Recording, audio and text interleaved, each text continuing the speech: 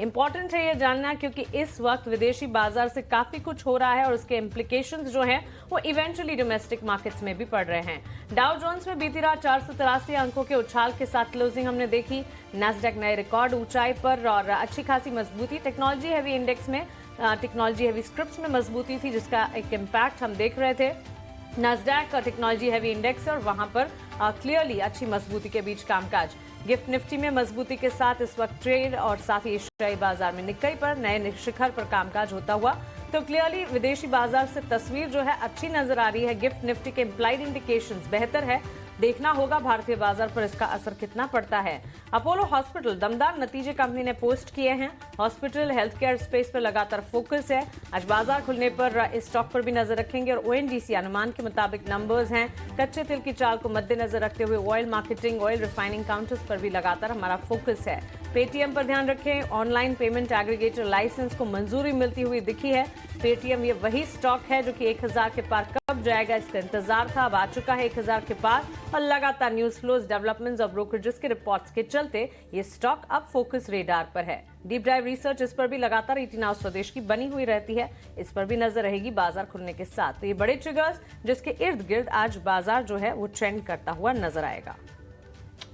जी बिल्कुल, of course देखें तो ग्लोबल क्यूज पे जो है पूरी नज़र है, क्योंकि अगस्त 15 को एक अहम मीट होने वाली है और सारे एसेट क्लासेस ले लीजिए इंक्लूडिंग इमर्जिंग मार्केट, सारे एसेट क्लासेस जो है फोकस इस मीटिंग पे करेंगे। ये एक इन्फ्लेक्शन पॉइंट हो गया है।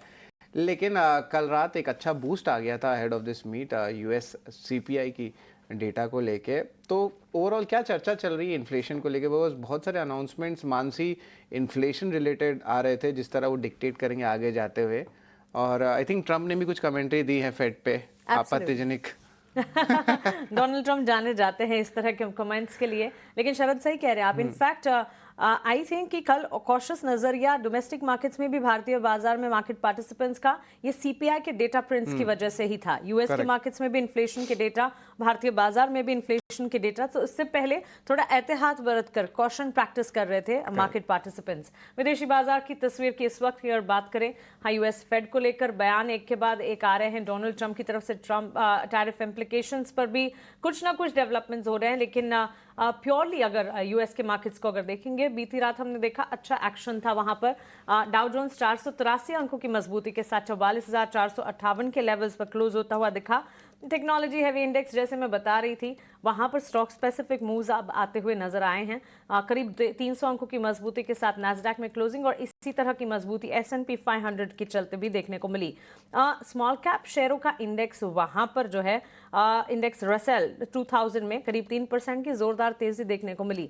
छोटे मझौले स्टॉक्स जो हैं दमखम रखते हैं चाहे कोई भी बाजार है, और यही स्टॉक पिकिंग की कोशिश हमारी भी रहती है कि ऐसे कौन से mid cap small cap players हैं जो कि लार्ज कैप्स में तब्दील हो सकते हैं। और इस तरह के ऑब्जर्वेशंस अगर रखेंगे तो आने वाले दिनों में निवेश जो है वो आपका बेहतरीन होगा, बिकॉज लार्ज कैप्स जो है वो काफी चल गया। स्मॉल कैप और मिड कैप में आपको ढूंढना है पार्टिसिपेंट्स, ऐसे कंटेंडर्स जो कि लार्ज कैप का खेमा जो है उसे पकड़ने का दमखम रखते हैं। इसी तरह की एक तस्वीर स्मॉल कैप इंडेक्स रसेल 2000 में भी देखने को मिली और वहां पर करीब 3% की तेजी, पॉइंट वाइज देखेंगे तो तेजी और बढ़ी नजर आएगी। सीपीआई डेटा प्रिंट्स जिसकी हम बात कर रहे थे, यूएस में सीपीआई महंगाई के आंकड़े जो है अनुमान से कम आते हुए दिखे। इनफैक्ट जुलाई सीपीआई की अगर बात करें सालाना आधार पर बढ़त रही, 2.7% का अनुमान था, जिसके सामने 2.8% पर इनफैक्ट सीपीआई प्रिंट जो है 2.7%, अनुमान 2.8% का था। तो इन स्तरों पर आते हुए दिखे। अप्रैल 2025 की 2.3 के मुकाबले 0.4% ज्यादा ही आते हुए दिखे।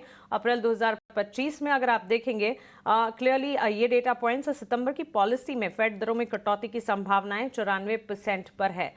इंपॉर्टेंट है बिकॉज फेड मीट से ठीक पहले किस तरह के एक्सपेक्टेशंस और फेड मीट के बाद आउटकम जो आ जाते हैं उसके बाद टेक अवेज और कमेंट्री पर खासतौर से नजर रहती है, तो वहां से भी अनुमान आते हुए दिख रहे हैं। इन अनुमान पर भी फोकस रहेगा। 21 और 23 अगस्त को हालांकि यूएस फेड की जैक्सन होल की एक अहम बैठक होने वाली है और इस बैठक का येट अनदर